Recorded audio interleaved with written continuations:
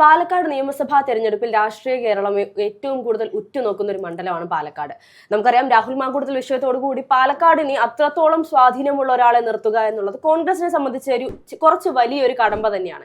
ഇപ്പോൾ അവിടെ മുൻ IAS ഉദ്യോഗസ്ഥനായ കണ്ണൻ ഗോപിനാഥൻ മത്സരിക്കുമെന്നുള്ള വാർത്തകളാണ് പുറത്തു വരുന്നത്. അദ്ദേഹം മത്സരിച്ചാൽ, കണ്ണൻ വന്നാൽ രാഹുലിന് പകരമോ അല്ലെങ്കിൽ രാഹുലിന് മുകളിലോ വെക്കാൻ സാധിക്കുമോ കോൺഗ്രസിന്? പാലക്കാട് കേരളത്തിലെ 140 നിയമസഭാ മണ്ഡലങ്ങളിൽ വെച്ച് ഒരു സ്റ്റാർ മണ്ഡലമാണ് എന്ന് കണക്ക് കൂട്ടാവുന്ന ഒരു മണ്ഡലമാണ്. കാരണം ഒരു കാലത്ത് ഇടതുകോട്ടയായിരുന്ന പാലക്കാട് മണ്ഡലം ഇടതുപക്ഷത്തിനൊപ്പം മാത്രം നിന്ന ഒരു മണ്ഡലമാണ്.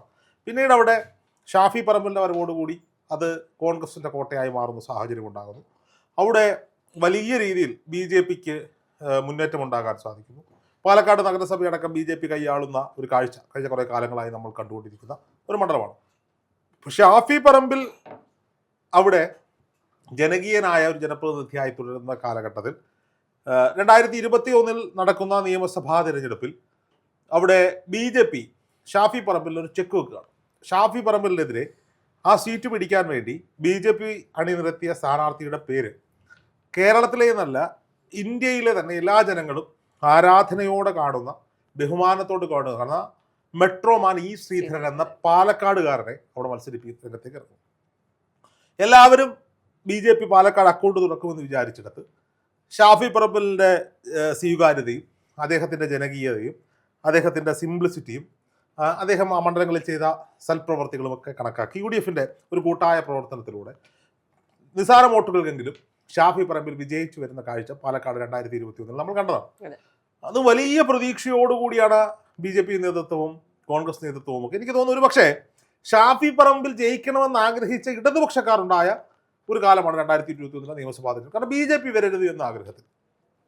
പിന്നീട് ഒരു പ്രത്യേക സാഹചര്യത്തിൽ വടകര ലോക്സഭാ മണ്ഡലത്തിലേക്ക് UDFൻ്റെ സ്ഥാനാർത്ഥിയായി ഷാഫി പറമ്പിലിന് പോകേണ്ടി വരുന്നു. പാലക്കാട് വൈകാരികമായ യാത്രയയപ്പ് ഷാഫിക്ക് നൽകുന്നു. പാലക്കാട് നിന്ന് വടകര വരെ ഷാഫിക്കൊപ്പം പാലക്കാട്ടെ ജനങ്ങൾ അനുഗമിക്കുന്ന കാഴ്ച, വടകര ഇരുകൈകളും നീട്ടി അവരുടെ പുയ്യാപ്പിളയെ സ്വീകരിക്കുന്ന കാഴ്ച. കാരണം വടകര ലോക്സഭാ മണ്ഡലത്തിൽ നിന്നാണ് ഇദ്ദേഹം വിവാഹം കഴിച്ചിരിക്കുന്നത്.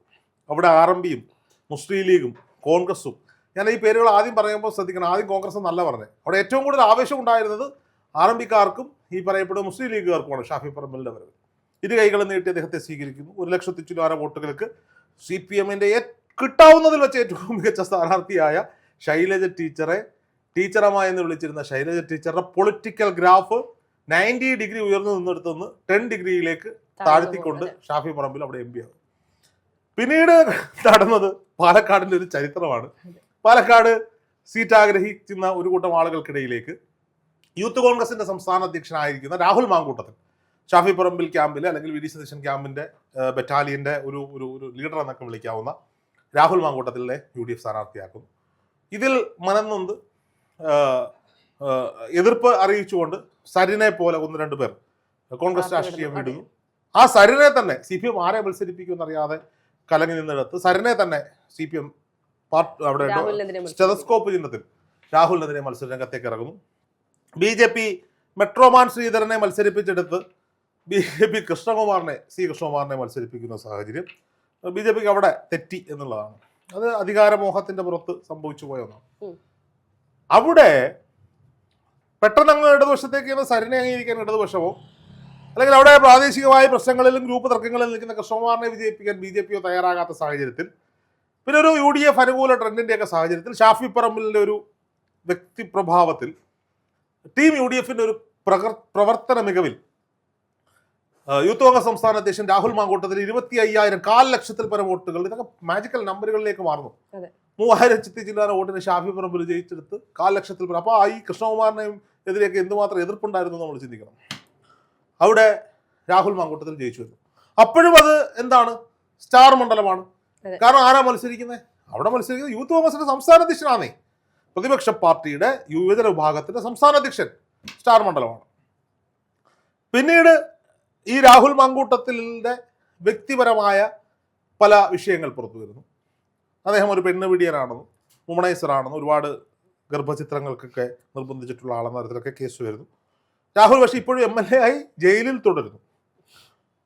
നാണമില്ലേ രാഹുലേ എന്ന് ചോദിക്കാൻ ഞാൻ ആഗ്രഹിക്കുന്നുണ്ട്. ഇപ്പോൾ രാജിവെക്കണം, സത്യമായിട്ടും രാജിവെക്കണം. അവിടെയാണ് 2026 നിയമസഭാ തിരഞ്ഞെടുപ്പിന്റെ പ്രസക്തി. CPM ആരെ മത്സരിപ്പിച്ചിട്ടും അവിടെ പ്രത്യേകിച്ച് അവർക്കൊന്നും ചെയ്യാനില്ല.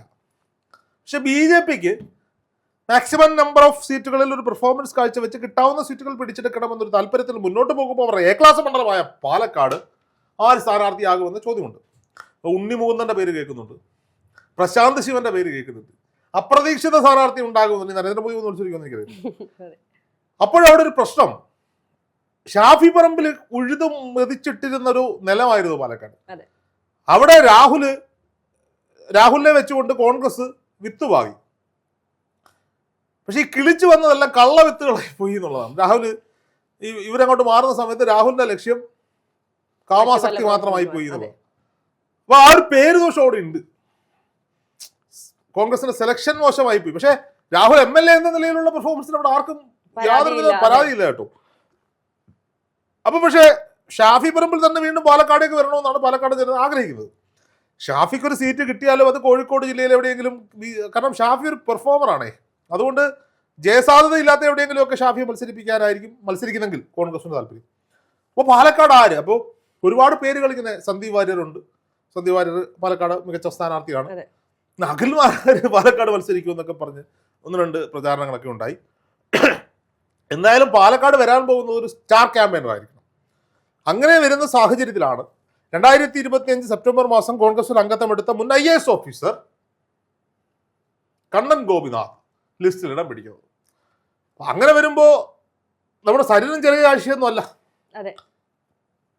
സരിൻ IAS ഉദ്യോഗസ്ഥനായിരുന്നു, IAS അല്ല IAS, സിവിൽ സർവീസ് ഉദ്യോഗസ്ഥൻ. അത് രാജിവെച്ചിട്ടാണ് അദ്ദേഹം കോൺഗ്രസിലേക്ക് പോയത്. അപ്പൊ കഴിഞ്ഞ തവണ അവിടെ സ്റ്റാർ പെർഫോമൻസ് നടന്നിട്ടുണ്ടെന്നുള്ളതാണ്. അപ്പൊ പാലക്കാട് ജനത കുറച്ചും കൂടെ അപ്ഡേറ്റഡ് ആയിട്ട് ചിന്തിക്കുന്ന ഒരു ജനതയാണ്. അതാണ് ഈ ശ്രീധരൻ അവിടെ കിട്ടിയ വലിയ സ്വീകാര്യത. അപ്പോൾ കണ്ണൻ ഗോപിനാഥ് അദ്ദേഹത്തിന്റെ കരിയറിൽ മികച്ച ഉദ്യോഗസ്ഥനായിരുന്നു, നന്നായി പഠിക്കുന്ന വ്യക്തിയായിരുന്നു.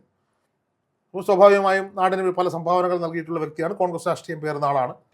അപ്പോൾ സ്വാഭാവികമായിട്ടും ഞങ്ങൾക്ക് ഇനി ഒരു അബദ്ധം പറ്റില്ല, ഞങ്ങൾ നിങ്ങൾക്ക് തരുന്നത് ഒരു മികച്ച സ്ഥാനാർത്ഥിയാണെന്ന് കോൺഗ്രസിന് അവിടെ ക്യാമ്പയിൻ ചെയ്യാനുള്ള എല്ലാ സാഹചര്യങ്ങളും അവിടെ ഉണ്ടാവും. പക്ഷെ അത് പല വിഷയങ്ങൾ നമുക്ക് പരിഹരിക്കേണ്ടി വരും. കാര്യം അവിടുത്തെ പ്രാദേശിക നേതൃത്വം, അവരുടെ സ്വീകാര്യത, ജാതി സമവാക്യങ്ങൾ, മതസമവാക്യങ്ങൾ ഇവയൊക്കെ സ്വീകരിച്ചായിരിക്കും. ഇങ്ങനെയാണ് കണ്ണൻ ഗോപിനാഥ് പാലക്കാട് വന്നാൽ പാലക്കാട് ഒരു ഓളം ഉണ്ടാക്കാൻ കണ്ണന് സാധിക്കും. എന്തായാലും ഈ രാഹുൽ ചെയ്ത തെറ്റ് തന്നെയാണെന്ന് പാർട്ടി അംഗീകരിച്ചപ്പോൾ, പാർട്ടി കൃത്യമായ നടപടി രാഹുലിനെതിരെ എടുത്തപ്പോൾ, എന്നാൽ മണ്ഡലം അനാഥമാക്കിയിട്ടില്ല എന്നൊരു സാഹചര്യമൊക്കെ ഉള്ളതുകൊണ്ട് പാലക്കാടൻ ജനത കോൺഗ്രസിന്റെ സത്യസന്ധതയെ മനസ്സിലാക്കും, അവരവതരിപ്പിക്കുന്ന സ്ഥാനാർത്ഥിക്കൊപ്പം നിൽക്കും എന്നാണ് ഇപ്പോൾ വരുന്ന വാർത്തകളിൽ, ട്രെൻഡുകളിൽ നമ്മൾ മനസ്സിലാക്കും. ഇനി പ്രശാന്ത് ശിവനൊന്നും അല്ലാതെ BJP അന്ന് 2021 ചെയ്തതുപോലെ എന്തെങ്കിലും ഒരു സർജിക്കൽ സ്ട്രൈക്ക് അവിടെ നടത്തിയാൽ ആ സീറ്റ് BJP കൊണ്ടുപോകാനുള്ള സാധ്യതകളുണ്ട്. അല്ല, ഇപ്പോൾ ഇത്തരത്തിൽ BJP മുൻ DGP ആയിരുന്ന ശ്രീലേഖയെ ഇത്തരത്തിൽ തിരുവനന്തപുരത്ത് മത്സരിപ്പിച്ചപ്പോഴും വലിയ രീതിയിലുള്ള ഒരു PR വർക്ക് തന്നെ ഉണ്ടായിരുന്നു ശ്രീലേഖയ്ക്ക് വേണ്ടിയിട്ട്. പക്ഷെ അന്നും പലരും ചോദിച്ചിരുന്നു പട്ടി ചത്താൽ കുഴിച്ചിടാൻ മുൻ DGP വരുമോ എന്നുള്ളത്. അതിന് കൃത്യമായൊരു മറുപടി ഇപ്പോൾ കഴിഞ്ഞ ദിവസങ്ങളിലായി ശ്രീലേഖ നൽകുന്നുണ്ട്. അതുപോലെ ഒരു അബദ്ധമായിരിക്കുമോ കോൺഗ്രസിന് പാലക്കാട് സംഭവിക്കാൻ പോകുന്നത്? അല്ല, നമുക്ക് അങ്ങനെ പറയാനൊന്നും പറ്റില്ല. BJPയുടെ ആവശ്യം അന്നേരമുള്ള ആവശ്യം, പക്ഷെ കോൺഗ്രസിന് അങ്ങനെ അല്ല എന്നുള്ളതാണ്. BJP ഇവിടെ എന്ത് ചെയ്യാനാ സ്ഥാനാർത്ഥിയെ നിർത്തിയിട്ട്? അധികാരത്തിലെത്താൻ പറ്റും, പ്രതിപക്ഷത്തെത്താൻ പറ്റും, ഒന്നുമില്ല. ഇപ്പൊ ആർ സി യിലേക്ക് BJP ഉപയോഗിക്കേണ്ടിയിരുന്നത് എങ്ങനെയാണ്? അവരുടെ എക്സ്പീരിയൻസ് കൊണ്ട് അവർക്കൊരു ഭരണ തലപ്പത്ത് അവരെ ഇരുത്തണമായിരുന്നു. അവർ കൗൺസിലറായി എന്ത് ചെയ്യുമെന്നുള്ളത് നോക്കാൻ സമയമുണ്ടല്ലോ. ഇപ്പൊ കൗൺസിലറുടെ പണി പട്ടി വീഴ്ചകൾ മാത്രമൊന്നും അല്ല, അത് തെറ്റിദ്ധാരണയാണ്. അതൊക്കെ 500 ശമ്പളം കൊടുത്ത ആളെ വിടാനുള്ള സാമ്പത്തിക ശേഷി അവർക്കുണ്ട്, അവരത് വിട്ടു ചെയ്യും.